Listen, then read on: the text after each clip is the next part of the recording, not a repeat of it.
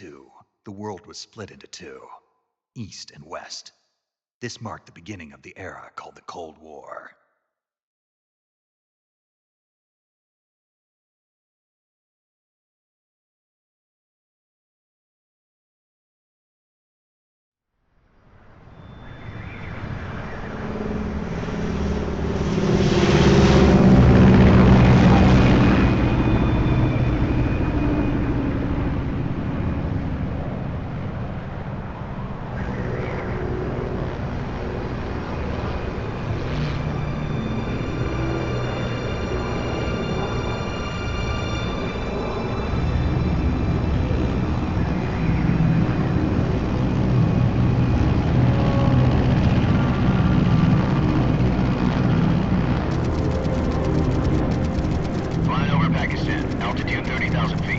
Approaching Soviet airspace.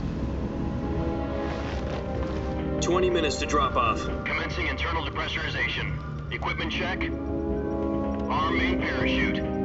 All right. You ready to go? Drop zone still showing a high pressure mass. Cav okay. Good. We've got high visibility.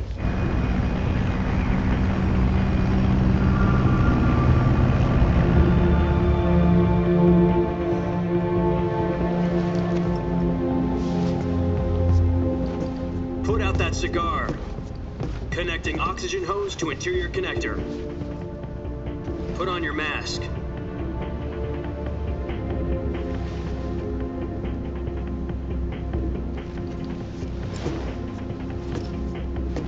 Does this panty waste know what he's doing? Approaching release point. 10 minutes to drop off. Hey, are you deaf? He said put out the cigar and put on your mask.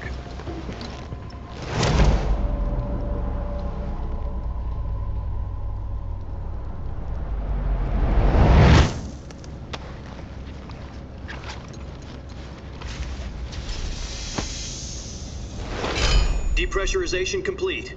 Checking oxygen supply. 6 minutes to drop off. Opening rear hatch.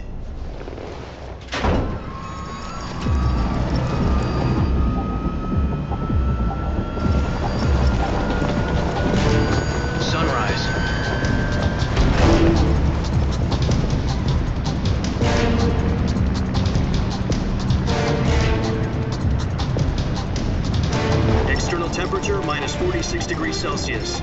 2 minutes to drop off. Stand up. You'll be falling at 130 miles per hour. Try not to get frostbite from the wind chill. 1 minute to drop off. Move to the rear. Activate bailout bottle. This is one for the history books. The world's first halo jump. 10 seconds to drop off. Stand by. Status okay, all green. Prepare for drop-off. Countdown. 5, 4, 3, 2, 1. Spread your wings And fly. God be with you.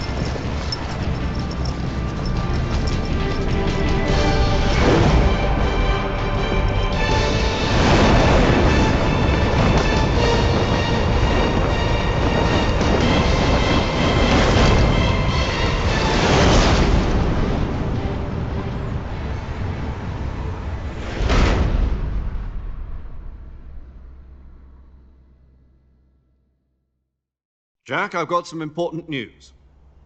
The head of the CIA has finally given us the green light for the Virtuous mission. Virtual mission? No, the Virtuous mission. The future of our Fox unit depends on it. If it succeeds, we'll be officially organized into a unit. Virtuous mission? Sounds like some kind of initiation ritual. You know, don't get cocky. This isn't a training op. Right. So what exactly is this wonderful mission? Well, about 2 years ago, a certain Soviet scientist requested asylum in the West through one of our moles. His name is Nikolai Stepanovich Sokolov. He's head of the OKB 754 Design Bureau, one of the Soviets' top-secret weapon research facilities, and the East's foremost expert on weapons development. Sokolov? Isn't he that famous rocket scientist? The very same. On April the 12th, 1961, the Soviets achieved the first manned spaceflight in history. The Earth was blue, but there was no God. Well spoken. The rocket that carried Yuri Gagarin to orbit was the A-1, known as the Vostok rocket. Sokolov is said to be the man most responsible for the multi-engine cluster used in that rocket. After Gagarin's flight, Sokolov left rocket development to become the head of the newly established Design Bureau. From a lowly technician to head of a design bureau, that's quite a success story, so why do you want to defect? It seems he'd become afraid of his own creations. Afraid? Call it a crisis of conscience. And for that, he left his country and his family behind and went over the fence? Not exactly. One of his conditions was that his family was also to be taken safely to the west. We used a mole to get the family out first and succeeded in sneaking Sokolov over the Berlin Wall shortly afterwards. I was the one who conducted the operation. The security on the eastern side was still full of holes back then. Then what? We got Sokolov over in one piece, but the whole ordeal had left him exhausted, and we checked him into a hospital in West Berlin. It took him 2 weeks and more than 600 miles to get from the research facility in the Soviet Union to Berlin. He was in no condition to say anything coherent. And it was only a week later that we had something much bigger on our hands. The Cuban Missile Crisis. October the 16th, 1962, President Kennedy received word that the Soviets were in the process of deploying intermediate-range ballistic missiles in Cuba. The President demanded that the Soviets dismantle and remove the missiles. At the same time, he announced a naval blockade to prevent further missile shipments from reaching Cuba. But the Soviets didn't back down, instead placing their armed forces on secondary alert. Soviet transport ships carrying missiles continued on course towards Cuba. US and Soviet forces went on alert for an all-out nuclear war. Frantic negotiations were conducted through the UN's Emergency Security Council and unofficial channels to end the hair-trigger standoff. Finally, on October the 28th, the Soviet Union agreed to remove its missiles from Cuba, and so the world avoided a nuclear holocaust. But in order to get the Soviets to pull their missiles out, we had to make a deal. You mean the one where the US agreed to remove its IRBMs from Turkey? No. The Jupiter IRBMs deployed in Turkey were obsolete, and we were going to get rid of them anyway.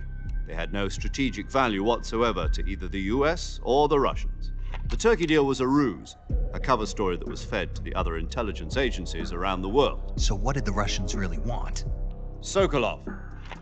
They wanted us to return Sokolov. You mean the Soviets pulled out of Cuba just to get their hands on Sokolov? That's right. What the hell was he working on? At the time, we had no idea.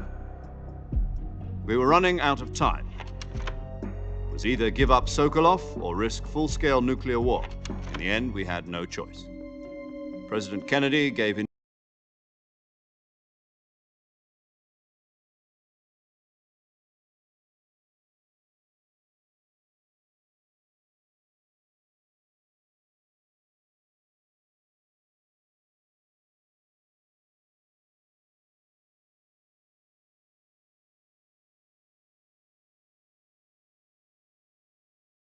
Yes.